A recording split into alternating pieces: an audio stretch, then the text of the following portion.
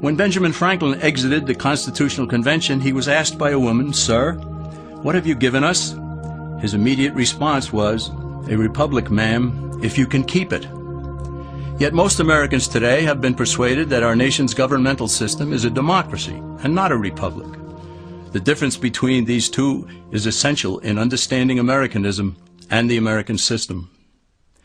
Before we discuss political systems, however, it's helpful to address the confusion that has been spread about the political spectrum. Many have been led to believe that the political spectrum places groups such as communists on the far left, fascists or dictators on the far right, and political moderates or centrists in the middle.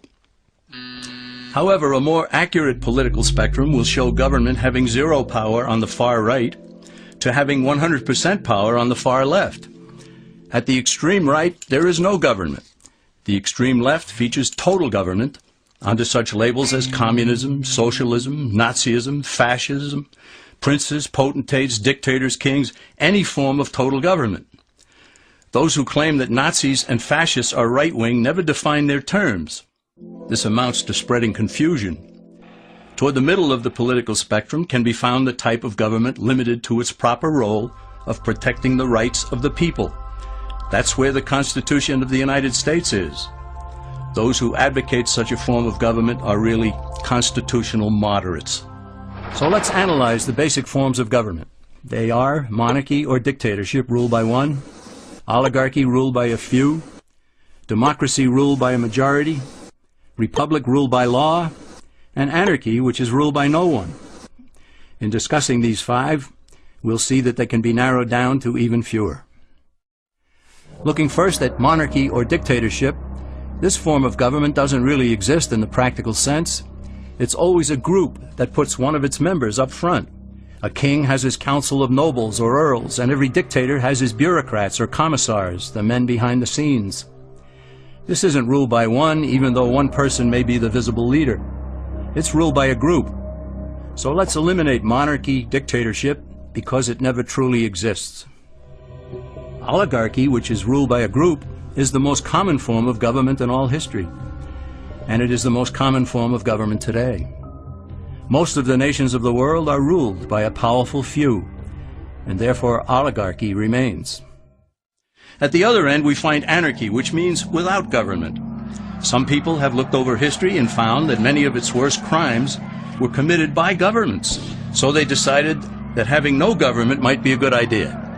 But this is a mistake, because as the ancient Greeks stated, without law there can be no freedom. Our founding fathers agreed and held that some amount of government is a necessary force in any civilized, orderly society. In a state of anarchy, however, everyone has to guard life, liberty, and property, and the lives of family members. Everyone must be armed, and movement is severely restricted because one's property has to be protected at all times. Civilized people have always hired someone to do the guarding, a sheriff, a police force, or some branch of government. Once law enforcement was in place, the people were freer. They could leave their property, work in the fields, and so on. In short, the proper amount of government makes everyone freer.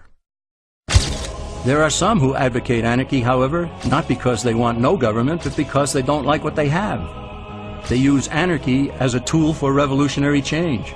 The condition of anarchy is very much like a vacuum where something rushes in to fill it. These calculating anarchists work to break down the existing government with rioting, killing, looting, and terrorism. Tragically, the people living in such chaos often go to those best able to put an end to it and beg them to take over and restore order. And who is best able to put an end to the chaos? The very people who started it. The anarchists who created the problem then create a government run by them, an oligarchy, where they have total power.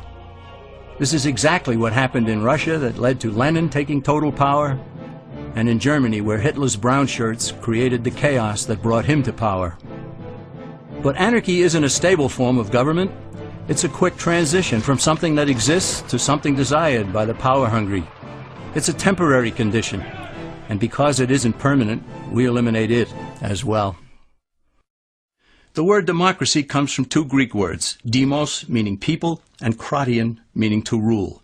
Democracy, therefore, means the rule of the people, majority rule. This, of course, sounds good, but suppose the majority decides to take away one's home, or business, or children. Obviously, there has to be a limit. The flaw in democracy is that the majority isn't restrained. If more than half the people can be persuaded to want something in a democracy, they rule. What about republic? Well, that comes from the Latin, res meaning thing, and publica meaning public. It means the public thing, the law. A true republic is one where the government is limited by law, leaving the people alone. America's founders had a clean slate to write on. They could have set up an oligarchy. In fact, there were some who wanted George Washington to be their king. But the Founding Fathers knew history, and they chose to give us the rule of law in a republic, not the rule of a majority in a democracy. Why? Let's demonstrate the difference in the setting of the Old West. Consider a lynch mob in a democracy. 35 horseback riders chase one lone gunman.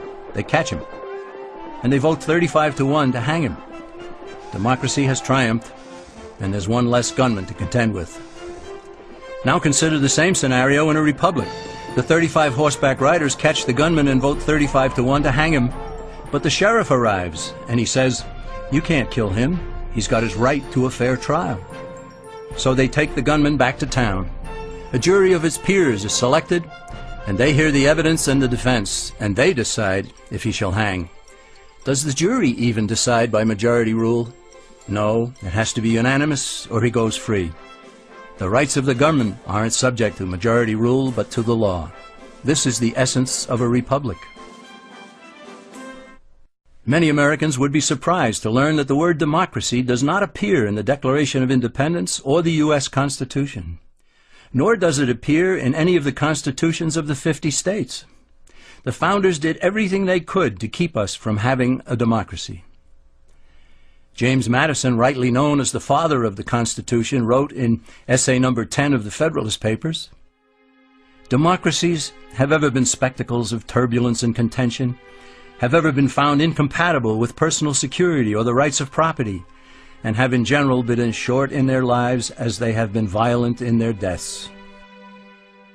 Alexander Hamilton agreed, and he stated, "We are a republican government. Real liberty is never found in despotism or in the extremes of democracy."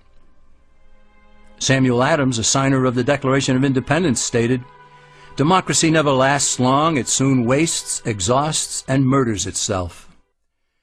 The founders had good reason to look upon democracy with contempt because they knew that the democracies in the early Greek city-states produced some of the wildest excesses of government imaginable. In every case, they ended up with mob rule, then anarchy, and finally tyranny under an oligarchy. During that period in Greece, there was a man named Solon who urged creation of a fixed body of law not subject to majority whims. But where the Greeks never adopted Solon's wise counsel, the Romans did. Based on what they knew of Solon's laws, they created the 12 tables of the Roman law and, in effect, built a republic that limited government power and left the people alone. Since government was limited, the people were free to produce, with the understanding that they could keep the fruits of their labor. In time, Rome became wealthy and the envy of the world. In the midst of plenty, however, the Roman people forgot what freedom entailed. They forgot that the essence of freedom is the proper limitation of government.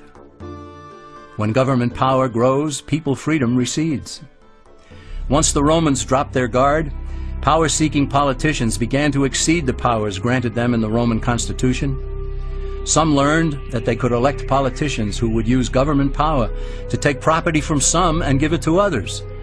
Agriculture subsidies were introduced, followed by housing and welfare programs. Inevitably, taxes rose and controls over the private sector were imposed. Soon, a number of Rome's producers could no longer make ends meet, and they went on the dole. Productivity declined, shortages developed, and mobs began roaming the streets, demanding bread and circuses from the government.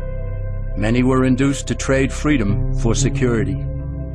Eventually, the whole system came crashing down. They went from a republic to a democracy, and ended up with an oligarchy under a progression of the Caesars.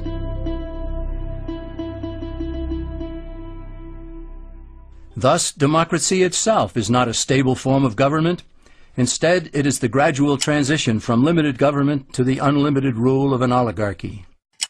Knowing this, we as Americans are ultimately left with only two choices. We can keep our republic, as Franklin put it, or we will inevitably end up with an oligarchy, a tyranny of the elite.